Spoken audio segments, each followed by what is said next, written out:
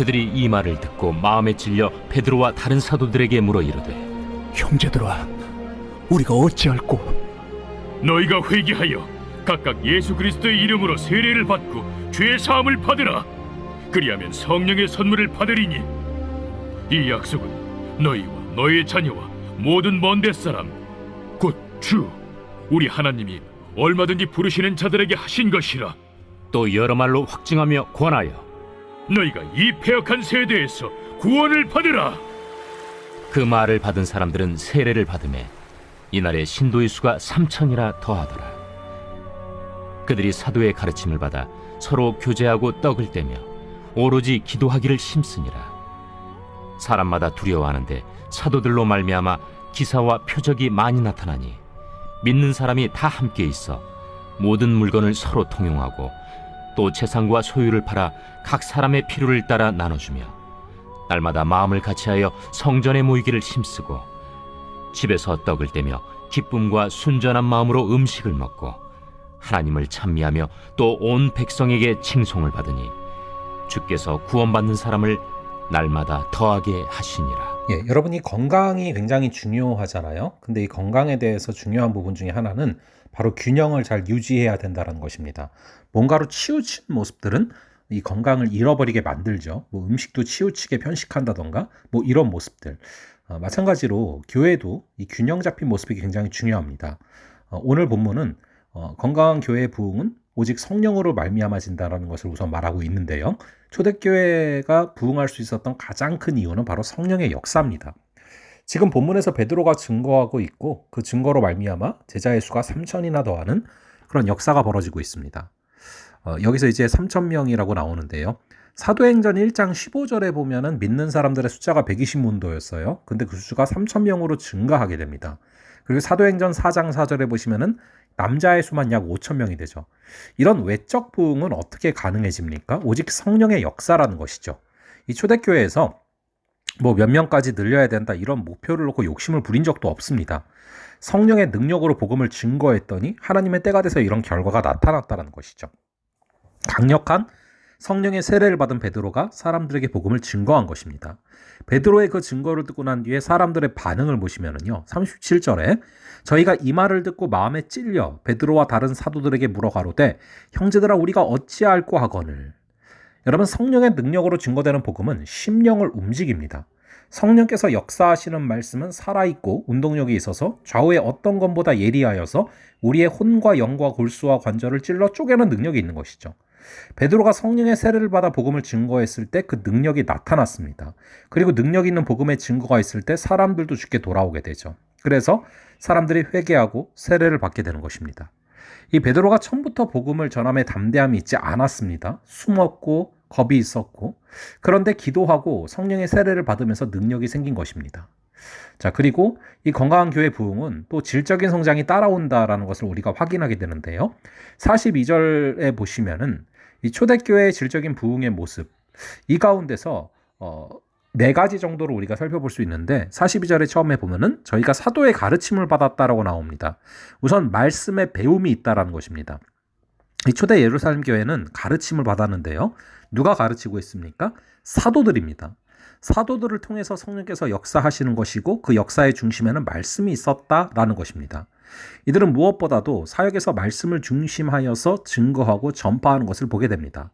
그리고 이들의 전파와 가르침을 또 증거를 초대교회는 잘 받아들였습니다. 이런 배움과 양육의 결과가 건강한 교회를 이루는 초석이 된 것이죠. 모든 것의 시작이 말씀으로부터 시작된다라는 것, 그것이 바로 건강한 교회로 세워지는 중요한 분기점이 된다라는 것을 우리가 바라보게 되고요. 둘째로 교제가 풍성했다라는 것을 바라보게 됩니다. 여기 보면 초대교회는 교제가 있었습니다. 서로 교제할 때 떡을 떼며 기도하기를 전혀 힘썼다라고 나오는데요. 육신적으로도 서로 먹을 것을 나누면서 교제했고 그뿐만 아니라 서로 기도하면서도 영적으로 교제한 것을 보게 됩니다. 먼저 서로 교제하는 데 있어서 음식을 나누는 것이 굉장히 중요합니다. 음식을 먹고 하다 보면 어느새 서로 하나가 되는 것을 경험하게 되는 것이죠. 그래서 이 땅에 오셨던 예수님께서 우리에게 본을 보이시되 식탁 교제의 본을 보이셨습니다. 그리고 제자들과 자신을 따르는 사람들과 같이 떡을 떼며 서로 교제하신 것이죠. 셋째로 사랑이 있습니다. 이 45절에 보시면은 믿는 사람이 다 함께 있어 모든 물건을 서로 통용하고 또 재산과 소유를 팔아 각 사람의 필요를 따라 나눠줬다라고 나오고 있습니다. 무엇보다도 건강한 교회의 DNA는 바로 사랑이라는 것입니다. 초대교회는 이 사랑이 충만한 교회였습니다. 이들이 나눈 사랑의 표현을 이렇게 말하고 있습니다. 모든 물건을 서로 통용하고 그리고 재산과 소유를 팔아 각 사람의 필요를 따라 나눠주고 라고 나옵니다. 통용했다라고 하고 있고 나눠주었다라고 하고 있습니다. 근데 여기서 우리가 염두에 둘 것은 특정한 한두 사람이 아니라 다 함께 있어서 서로 통용했고 서로 사랑했다라는 것입니다.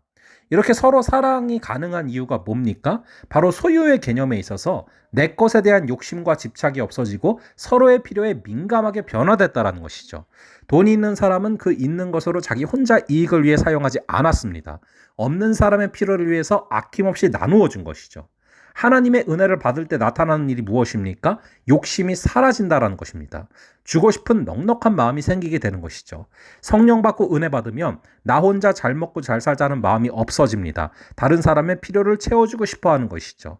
그리고 나서 이제 마지막으로 같은 마음의 교회였다라는 것입니다. 46절에 보시면 부흥하는 교회는 마음을 같이 하는 교회다라는 것을 알 수 있습니다. 그래서 단결이 되고 협력이 잘 되는 것이죠. 우리가 알아야 될 것 중에 하나는 하나님은 같은 마음을 갖고 있는 교회 속에 부흥을 주신다는 것입니다. 그러나 사탄은 마음이 분열되고 교회가 분열되기를 바랍니다. 우리가 교회를 하면서 정말 조심할 것은 마음의 분열됨입니다. 초대교회도 나중에 구제 때문에 서로 원망하면서 마음이 갈라지는 사건들이 나타나거든요. 이 교회 일을 하다 보면 서로 방식이 다르고 그런 가운데 마음이 나뉘어질 가능성이 있다는 것입니다. 우리가 알아야 될 것은 사람은 항상 주관적입니다. 그래서 내 입장에서만 바라보고 생각하면 안 되고 상대방의 입장에서도 바라보며 타인의 입장에서 생각할 수 있어야 된다는 것이죠. 우리가 그 모습들을 기억하면서 히브리서 10장 25절의 말씀처럼 모이기를 패하는 어떤 사람들의 습관과 같이 하지 말고 오직 권하여 그날이 가까움을 볼수록 더 그리하자. 우리가 말세가 가까울수록 모이기는 점점 힘들어질 것입니다. 심지어 코로나라는 사태가 벌어져서 모이기가 힘든 것을 우리가 경험하지 않았습니까? 그럴수록 우리는 자꾸 모이고 교제해야 된다는 것이죠. 그럴 때 성령의 역사가 벌어지는 것입니다. 간절히 바라기는 오늘 말씀에 살펴본 것처럼 성령의 이끄심이 있는 그런 은혜가 있기를, 그리고 말씀이 중심이 되어 있는 그런 공동체, 또 교제가 풍성한 공동체, 또 사랑이 있는 공동체, 또 마음이 하나된 공동체, 그것이 우리가 속한 공동체의 모습이 되기를 기도할 수 있는 그런 또 시간 되기를 바랍니다. 잠시 기도하겠습니다. 아버지 하나님, 이 초대교회에 일어난 역사는 과거에만 매인 것이 아니라 오늘 우리에게도 벌어질 수 있는 일임을 다시금 바라보게 됩니다. 하나님의 놀라운 부흥의 역사는 오직 하나님의 주권으로 말미암아 가능함을 고백하오니 성령이여 이끌어 주시옵소서. 또한 아버지 하나님, 오늘 말씀을 통하여서 이 말씀이 얼마나 중요한지, 교제가 얼마나 중요한지, 사랑이 얼마나 중요한지, 같은 마음이 얼마나 중요한지를 바라봅니다. 아버지, 우리에게 그러한 마음을 주사 우리가 정말로 건강하게 하나 되는 그런 공동체 될 수 있는 은혜를 허락하여 주시옵소서. 감사드리옵고 이 모든 말씀을 우리 주 예수 그리스도의 이름으로 기도합니다. 아멘. 그럼 또 다음번에 뵙도록 하겠습니다.